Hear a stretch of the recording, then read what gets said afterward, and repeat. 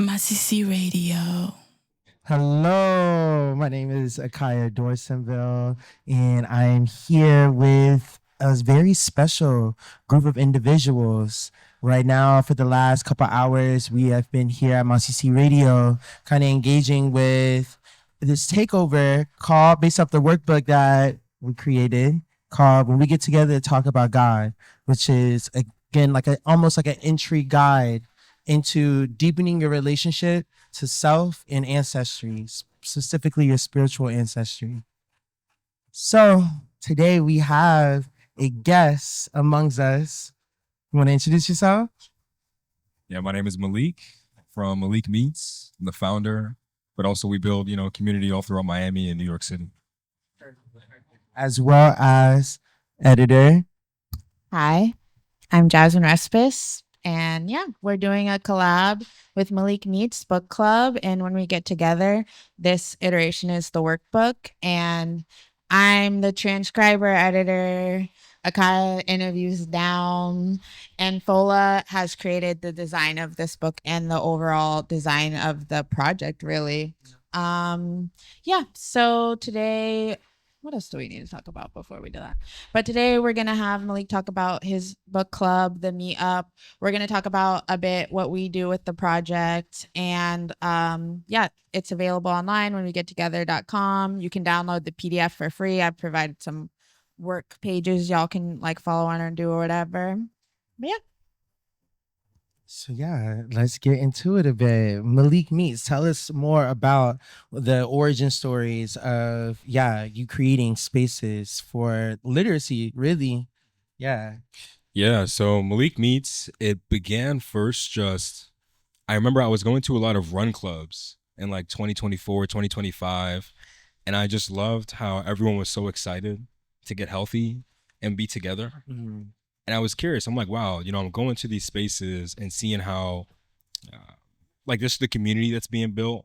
People are having a rhythm of showing up together each week and, seeing the same faces. It's hard to get that. Like, once you graduate from school, it's hard to build a rhythm of seeing people. Yeah, for sure. And I really craved that internally. And I really wanted to get into literature more. I grew up reading a lot. And I ended up reading a lot of like theology and history, which we'll probably get into later. Most definitely. But I was always curious about these like great classic texts that people would speak about, and they'd have so much reverence. Like, whoa, this book changed my life. And I'm like, damn, like I want to experience that too. But I didn't want to just experience it and then not have anybody to speak to about it. Yeah. It's like when you watch a show and you finish the finale and you're like, oh my God, this is amazing. And you tell your best friend, like, hey, watch the show. Like, I want to talk to you about it. Like, as soon as you finish it, give me a call. Yeah. I wanted that, but I wanted it in person. So, we started reading, Camus, reading Baldwin, Morrison. And it's so amazing to see what kind of thoughts people come up with and the things that they share each month. As you said, we'll jump into some spirituality and stuff later. We connected because you came by our booth at the fair and we're like, oh, I'm locked into this already. So when we thought about doing collab on this kind of work, we thought about you. I guess just to ask some questions about the book club, and then we'll circle back to this stuff before we introduce the pages we're going to go through. But you talked to like the mission, you wanted to have in-person meetings and whatnot. From what I understand, like a lot of your books that you read do tap into spirituality, do tap into like Blackness specifically. And I was curious, just to start, how do you navigate that when you're not only in a room of like other Black folks and whatnot? What happens when you have those type of conversations? And I mean, as the person leading it, like how do you approach that? Yeah, so I would say like the first thing that I try to keep in mind is regardless if you're a Black person, we still do want everyone to be a part of these conversations, right? So I want to make sure that it's not just us in those rooms. It's important for us to be in those rooms, but not to be the only ones, right? Like I want everyone to feel like they're allowed to be curious and ask questions and be a part of those discussions. And a lot of the time when I'm picking the book, I'm picking the things that are calling to me. So like naturally I'm going to gravitate towards a lot of Black authors, right? Like we read Baldwin last month. This month we're reading Chinua Achebe, right? And I've been looking into Igbo spirituality for a little minute. So it's funny how this book kind of came across my table And now, like, I'm reading it, and it also has synergy, right? Because I'm choosing from the heart. And funny enough, when I do that and try to move authentically, it tends to resonate with a lot of people. Even if I didn't ask for their input, like, they still feel it. So yeah, I mean, in its core, it's making sure that these conversations are open for everybody, and inviting people into them, and then making them feel safe once they've entered that space. Yeah, I was just curious about that because a lot of this work we do, it's about excavating your spiritual journey. Like Hadi was talking about, having a framework to talk to your family members living, or even like talk to your ancestors through, like journaling and whatnot. So when you came up to us, you talked a lot about how you related to it in terms of your project. So when you're thinking about the book club, I'm curious how spirituality like connects to the literature, and just your overall connection when we reached out to you about this, between spirituality and like books or writing, reading. Yeah, so I would say like one of the main things is that a lot of the books will end up bleeding into my personal life. Like there'll be parts of it where I'm like, damn, I can really, really relate to this, maybe more than I'm comfortable with. Yeah. And then it'll bleed into, for example, like my dream life. And when you start dreaming about something, that's when it can really end up becoming very spiritual. Like you're getting symbols and, directions from ancestors or from, the universe or whatever it may be. So there's just that natural like connection. Like great art, you can't really separate from spirituality. Like to create great art is a spiritual act. So like to consume great art is a spiritual act. And I feel like it kind of forces me to grow and the community to grow because we're all having to engage with this on like a very real level. You can't really shy away from it. Yeah. Like last month when we read Go Tell It on the Mountain, that's a book that takes place in the Black church.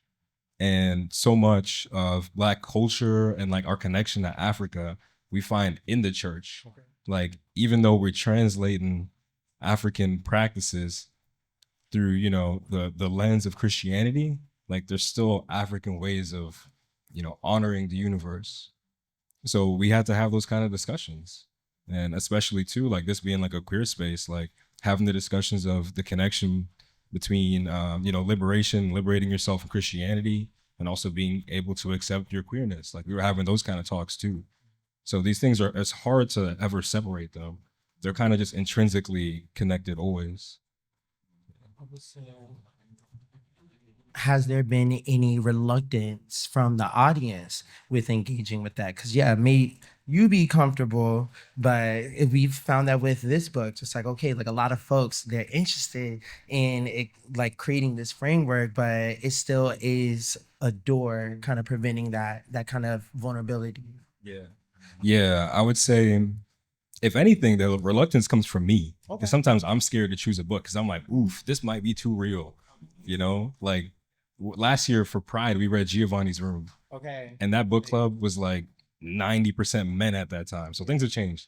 Yeah. But at that time, it was like 90% dudes and it's straight dudes. Yeah. But I'm like, damn, I really want to read Giovanni's Room. And like, I know there's some gold in there if I flip all the pages and I really, digest the book.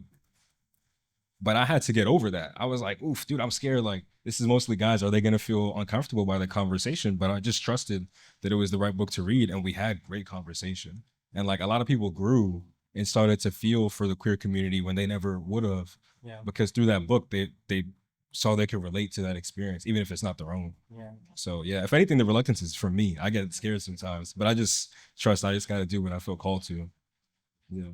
Yeah, I'm curious about that, what you're talking about, the demographic switches or the changes. I'm sure there's like ebbs and flows based on the books too, I'm sure. And how that's looked like, how you've navigated that, how it was, how it is, and how you're hoping those shifts might continue in what directions. Yeah, I would say when I started the book club, it was probably me and like, I don't know, mostly a group of like my guy friends. My guy friends, of course, that were curious about literature, so they're open-minded. But it was really just me and a bunch of dudes. I think it was like an all-Black group at one point in the beginning. And then as things grew, at first, the first couple ones I did were in Fort Lauderdale. And then I was like, I want to go to Miami because it has more of a chance to grow. And then as I did that, and as it grew in Miami, I started getting people of different colors and backgrounds, right? Like at first, everyone looked like me. and now it's probably less than half black, maybe. And of course that like fluctuates depending on the book. Availability. Right. But it's Miami, right? Like Miami's not, in my opinion, as black like presenting as like Broward or Palm Beach County. It's definitely not. You know, but yeah, so I saw that switch. But I didn't want to shy away from the books that I felt called to. Yeah. So like, yeah, we're reading Nigerian literature this month. You know what I mean? Like if you're not comfortable with it, they won't come. But people are always comfortable with it. So I try not to have fear when it comes to choosing the book. I'm like, listen, this is the right thing. Like, let's just dive into it. And the people that come, they know that they're ready to hear whatever we talk about. That's interesting. I guess what I noticed too in your description of the project is this idea of presence, and presence always speaks to like spirituality to me, like an active sitting with yourself, sitting with others, reflection. So do you see like the book club as like a kind of communal act of like, I don't know, reverence? Certainly. I funny enough, not too long after I had come to the zine fair and I ran into y'all and I bought my copy, I think the following book club, somebody was like, "Oh yeah, this is church," Yeah. and I'm like, "Yeah, it is." You know what I mean? Because it is very like spiritual and it is very present. Like we're having discussions about sometimes like generational trauma. We're having discussions about shame and grief and like life and death, and it gets very existential. And funny enough, like the reason why I love for it to be in person is because you can feel that energy when you're there. And even if you don't say anything, like it's just nice to be a part of that experience. And like just your presence there is adding to that discussion somehow. And it's also beautiful because it's a space where people are not on their phones. So like, and I'm watching, right? When we're discussing, I'm looking around, I'm like, who's engaged? I always try to look to see when people's like attention starts to wander. Yeah. But I never see people start reaching for their phones or, scrolling for no reason. Like they're in it. And there's not a lot of spaces where we could do that. Like even at a concert, which I feel like is also very spiritual, people tend to pull out their phones to record. So it's rare that you get a space that's not like constantly under, a cell phone supervision. So it's nice to have that space. It is like a church in a sense. I love that you're mentioning that. That's, I guess, a tagline. But when we first started doing this, we were interviewing Yoli actually over there. And we were trying to like work through what the feeling was that you're talking about. And it came down to like when, what is it, two or more people get together to talk about God, that's church. So that's kind of where we've taken that. And God is like talking about spirituality. Like, so with this workbook specifically, I'll get into like how we do it because we're going to be interviewing Maalik, but basically we've been doing this for what, like 2-3 years now. Yeah, but very similar to what Luz was doing earlier. In fact, they started with a few of our questions to like get into the role, but you really just bounce off of people and what they're telling you. And we'll describe our roles, but so Akai and I do the interviews. Akai usually takes the lead on that, and then I insert when I feel like I need to. And then I transcribe them. And a lot of it is respect for the connection that we have as a community. It kind of reminds me what you're talking about. Navigating how much I want to share, especially when we might be having an A/B the conversation we have, and it's like, okay, like I know I'm gonna be making this front facing. How do I navigate keeping privacy, keeping ancestral privacy if I need to, or what have you? So that's been my learning lesson a lot, and also just respecting that I do know what happened in that conversation, and I'm always going to share it with the folks after, specifically with this project, which is different than typical journalism or academic, where it's like, well, you said it. I have a real respect for communicating with the people what's going to be shared because of the content. So that's a lot of what I do. It takes a really long time to transcribe, even with all the technology we have. It's a labor of love. So going through that, and the point of this project is to really create a living archive that we can all use as a resource, whether we're researching, interviewing our family, doing our morning pages, trying to communicate with our ancestors. It's supposed to be something that you can utilize and kind of use as like a spiritual scientific method. But also you can come to the website and listen to someone else's words. Maybe you want to sample that and make a song. I don't know. Maybe you want to do whatever. And we're hoping to get more film and whatnot, but it's supposed to be something we can all add to, culminating in a publishing of the interviews along with art. I'm sure some of y'all submitted, but that's the end goal.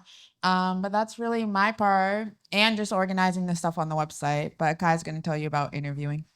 Yes, because that's also, a big gist of it is trying to create a space that people can feel comfortable to talk about spirit. A lot of people are navigating where there is rejection from the church or shame around practicing or feeling like they are exposing their own family. You may even be comfortable, but this story is also someone else's story.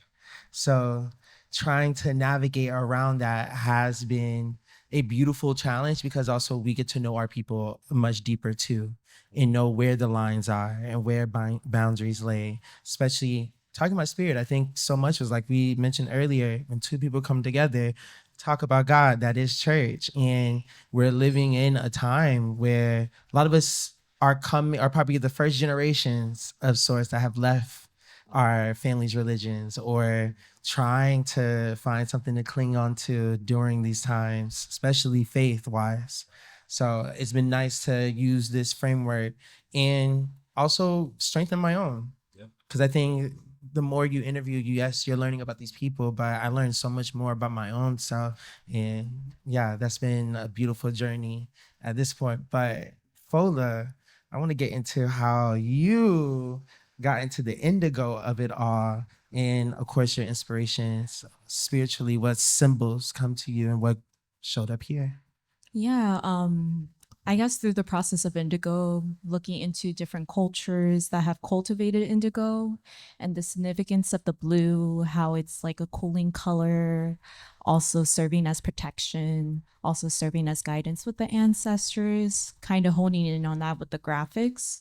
And like even with the archives and the imagery that you see in the book, those have been sourced through like different cultures within the Caribbean and even Nigeria too, just seeing how like the spiritualities are connected, or just seeing how there's this level of agency when it comes to the imagery that we're seeing, and how that can also connect back to our own ancestors and thinking about whether they've had agency.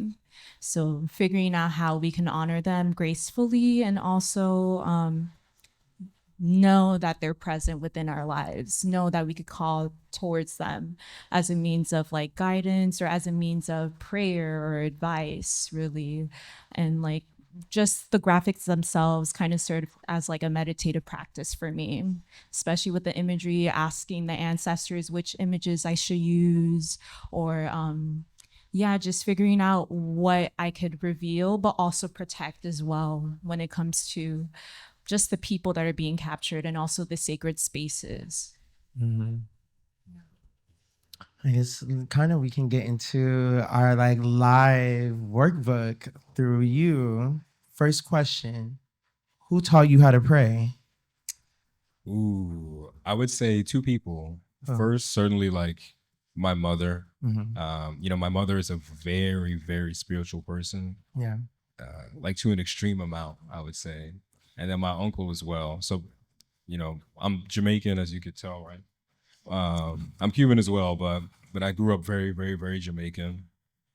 And, church is a big part of Jamaican culture, like part of Caribbean culture in general. And I would say my mom was someone that was certainly influenced by things outside of the church, and is like very spiritual in that sense. Yeah. But my uncle is very like by the book Christian, but to also an extreme amount. So seeing them just like being up all night praying, like for hours and hours, 1 in the morning, 2 in the morning, Prayer praying for warriors. 6 hours. Yes, prayer warriors, like heavily praying against like generational curses and stuff. Yeah. So like, Yeah. oh yeah, a lot of fasting, like heavily. Yeah. So seeing them, just their intensity of like, all right, when something is going on that's like bigger than yourself, like that's when you really pray. And it's not like a light prayer. It's like an intense action. It's very engaged. Mhm. So I learned from them. Almost beautiful too, because it's like watching someone in flow state. Just like Oh yeah, rapping is low key like that to me. it's like a freestyle. it's- They hit a groove, right? Mhm, Yeah. mhm. So I can definitely get with that. I would say, who do you pray for in your prayers? Yeah. So my mother and my grandmother Yeah, are like the two people that I pray for the most, like every night. yeah, But also like for myself, right? Like I pray for just clarity. I'm like, listen, like I don't know the end goal of my Mhm. life or like the journey, but I just pray to make sure that I'm staying on the right path. So it's very like simple in terms Yeah. of like who I pray for. It's like me and two people, my Mhm. cat. Like it's the most important things to me, you know? Okay. And my lady, but that's it. Outside of praying, what other practices make you feel closer to God? So, and this is actually one of the things that I was telling y'all, like when I came to the zine fair, it's for me is gardening. Like gardening for me is a very, very, very spiritual act, and that's one thing where I love what you guys do because you guys are archiving different practices, Yeah. and that's something where I feel like I just have not been able to find the literature. Is like the spirituality behind gardening, especially for our people that grew up on farms. Yeah. Right? Like I come from a very country Jamaican family, and you know, herbs is everything. Like herbs is power for healing and for Mhm. poison, right? Mhm. And it's like the knowledge of that we get told just kind of like, oh, like this is what's good for you, blah blah blah. But that is a very spiritual practice. Exactly, like the alchemy behind it. And for me, is growing those herbs, especially, you know, intentionally choosing things from my motherland and Mhm. growing them and, you know, Like cultivating them. Yes, Cersei, fever grass, Mm. vervain, like these are Mm. healing things. And to sit, there you go. Right. Blue vervain. Yep. Uh-huh. And I know it's growing well because I watch it. Yeah. And I watch when pests get onto it. And I watch when it needs an offering in the form of compost. Yeah. Right? Like it's a very engaged thing. So that makes me feel very spiritual. Even to my mom would tell me to put my fingers in the dirt. Like you should feel the dirt. Mhm. You know? Or my uncle would tell me like, yeah, like we would put our hands in there and feel like the farmland. So like I do that with the soil. And that's like connecting me to something that can heal me. Like when I'm sick, I pick from my own garden.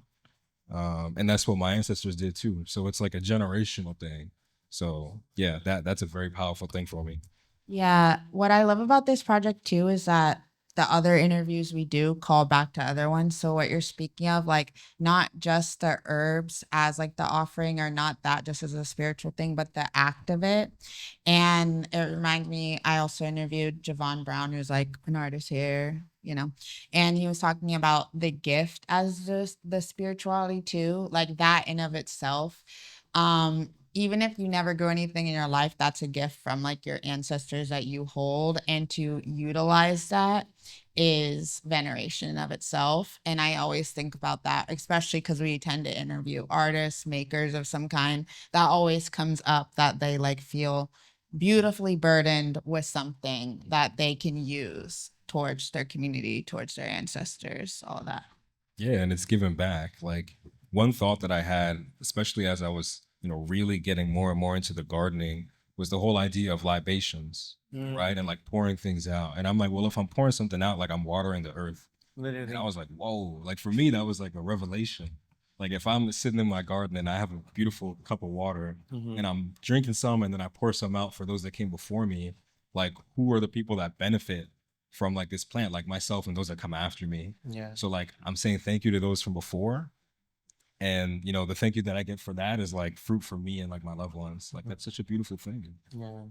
And also just to like keep all of these, I think for me, like what I love most about ancestor work is making sure that everyone is included. Like no one gets anywhere alone. So, and then also we're kind of physical manifestations of someone else's prayers. Right. So, you know, continuing those traditions only make, at least for me, make me feel very close to God, because doing the same exact thing my great grandmother was doing. At least I got baptized in the same place that my great grandmother got baptized in. So like being able to really, like you said, sink your fingers deep into at least your own soil. That's what this book is trying to allow for our readers to do, to sink their hands into their own soil and figure out what needs to get watered, what is lacking here. Do we need some compost in the mix? Some need fish. So it's been a beautiful thing kind of navigating that, you know, this is our people here too. Like she said, specifically, we used imagery that came from Afro-Caribbean backgrounds. And here in Florida alone, like so many different groups kind of fought for this kind of spiritual freedom that also influenced a bit of the book. Like we were originally supposed to do our event at, I don't know if you know the Cuban consulate that's in this neighborhood. Oh, no, I don't know it. It's I want to say it's on Second Ave and 54th. And the lore behind it is this was also a birthing center for folks. And Lord lives that this forced abortion essentially happened, and the baby that was forced to be aborted lives in that space. So much of what's in our own soils as a community and generationally still hasn't been tended to. So it feels nice to be able to use art in this way to, like I said, excavate and actually see where the harm lives. Yeah, I wanted to speak to that too, because just going back to when we started this project was about, this project was about spaces at first, and spirituality and connection with spaces. Kai gave like a great example, but we still go back to that question. We opened it because we really wanted people to like be able to do it for themselves. I think Hattie was talking about that earlier.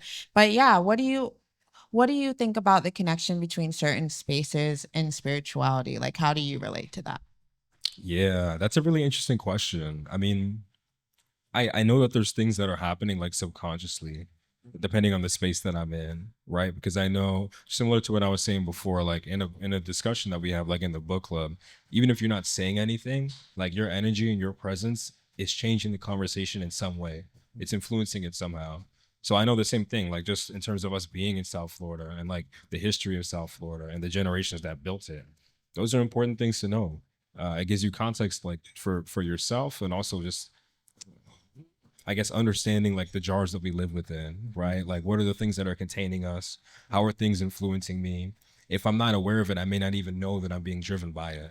So when it comes to spaces, like I know that I'm being influenced by things, and that's the importance of like these archival works, right? So that way these stories are told, and people understand like, okay, like what is the context that I'm living in or that I'm existing in. So yeah, I know there's a lot to it, and I can certainly feel it. Well, I guess that also makes me want to ask about your relation to family and talking to them about this type of stuff. So can you bring these questions? Could you bring this book to your family and ask them questions? And maybe some, maybe not all, but how does that work? Especially because I'm Jamaican too, and I know how this goes. Like it can be a little bit dicey, but how do you approach that? It can be very dicey. And it's so funny, right? Because like I do feel like I come from a very spiritual family, but a lot of them are so like deep into the church that like certain conversations cannot be had unless, yeah, the superstition is heavy, right? But at the same time, like we still move in such an African way. And I'm like, dude, y'all don't know where that comes from? Like, you know what I mean? So I feel like, for example, for my mother, I can bring her these questions and she can answer them fully. But that is a rarity in my family. If like outside of her, I would need to use like tact and strategy to translate my words so that they can be received without immediately being shut down because they heard a word that they don't like to hear. Like you can't say the O word in the family. You know what I mean? Like even though like it's heavily throughout the family. Like for example, I'm someone that dreams quite a bit. Like I dream every night. And I've been writing on my dreams for like 6 years. And it's been like very spiritual. And I've learned a lot about myself and like my ancestors through my dreams and following that curiosity. And that's something that my mom also has and my grandmother too. But can I talk to my grandmother about it the way that I can talk to my mom about it? No, because my mom has liberated herself more than the generation before her. And like me now being here, and her being more liberated mentally than those that came before her, allowed me to liberate myself a little bit more too. So I can have discussions that she was not able to have with her family. Or I can slowly ask things like, I actually gave her this book because I wanted her to go through it too.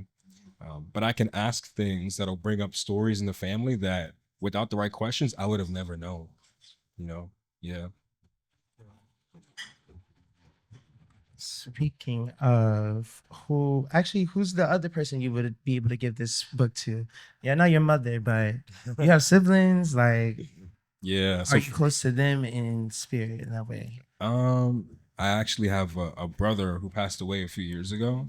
Him and I were very close when it came to spirituality. He was probably the only other sibling that I have that I could have these kind of discussions with.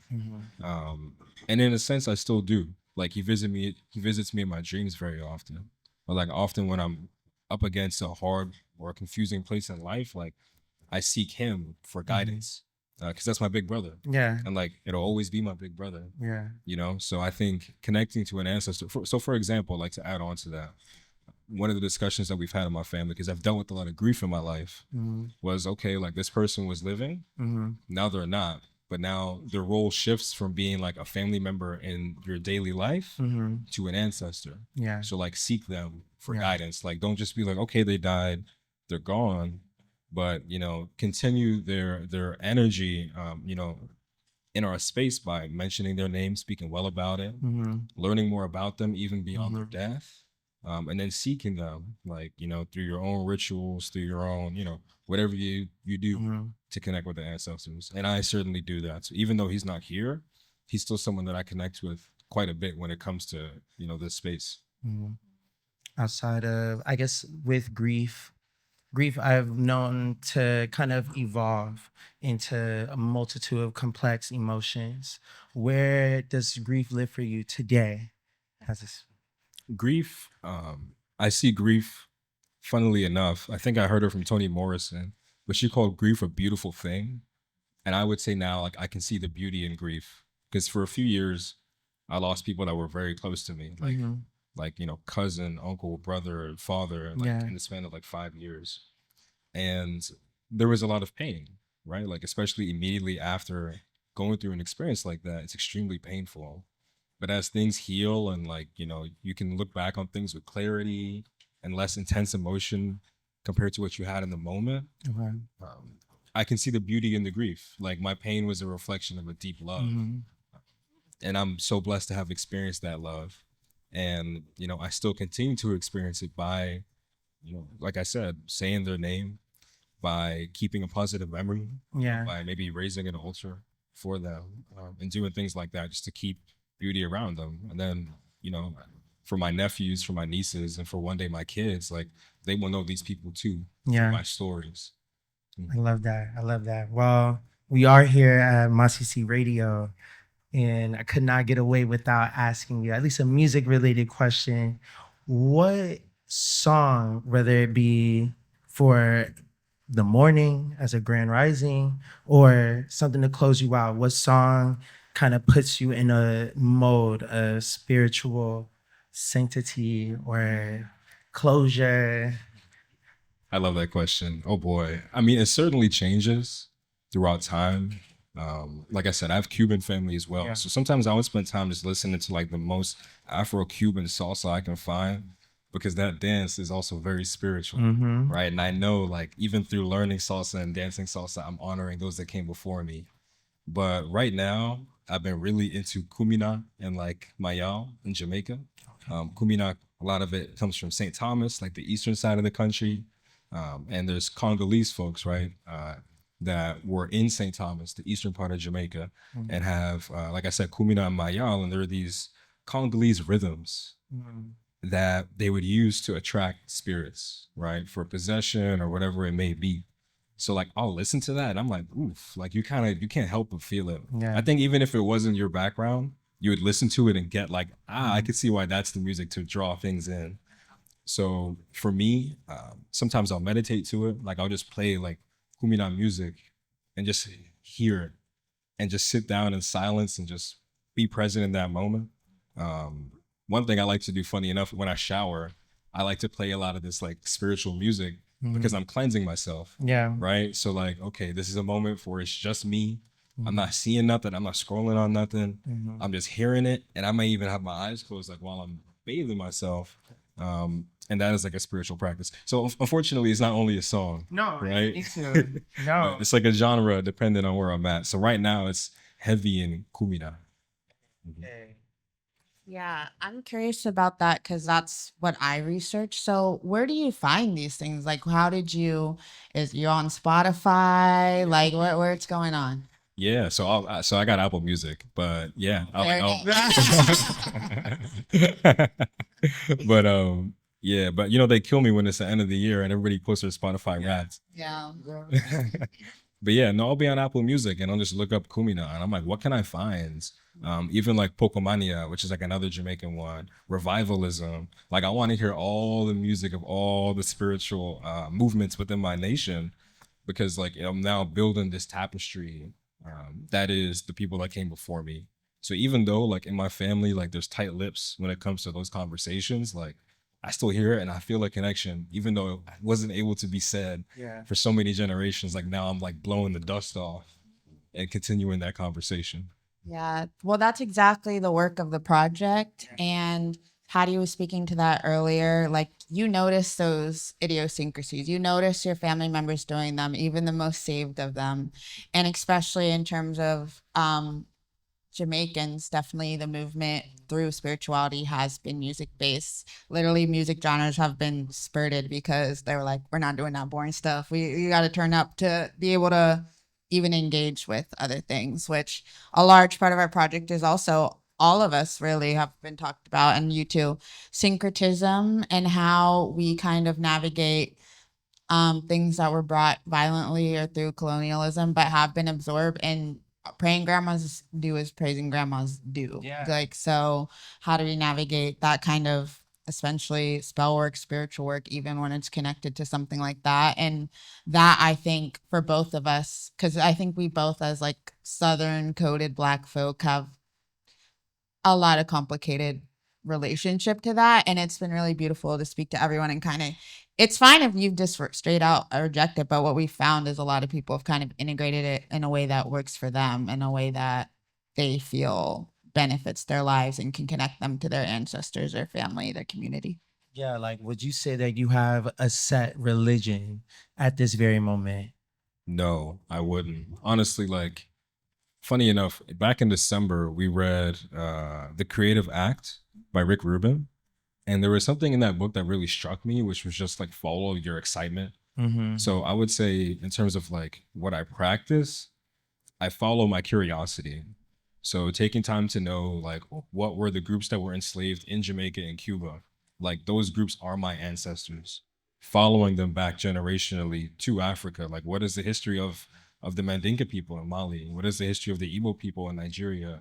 What is the history of the Bamaleke in Cameroon or the Congo, in the Congo? And then I'm finding like first, source stuff, and I'm just following what I feel pulled to. So for a long time, there's a lot of beauty in something like Ifa because it's very like set out there for you. And Obia and Kumina, Maya, like in Jamaica specifically, it's very like loose and it's very like individual. So for a long time, I gravitated towards the Ifa side of things, but of late, I have just been following my own curiosity and allowing that to connect me to the motherland. So yeah, like right now, I've been studying a lot of Otanani from Igbo, and it's so beautiful. And I'm just allowing that to be like my guide until I find something else that I'm like, oh man, that's calling me. Like right now, especially if anybody's listening, I'm trying to learn more about Palo Mayombe. I'm trying to learn more about like Congolese traditions.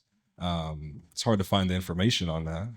So again, if anybody's listening and wants to help, but yeah, like I'm just following curiosity.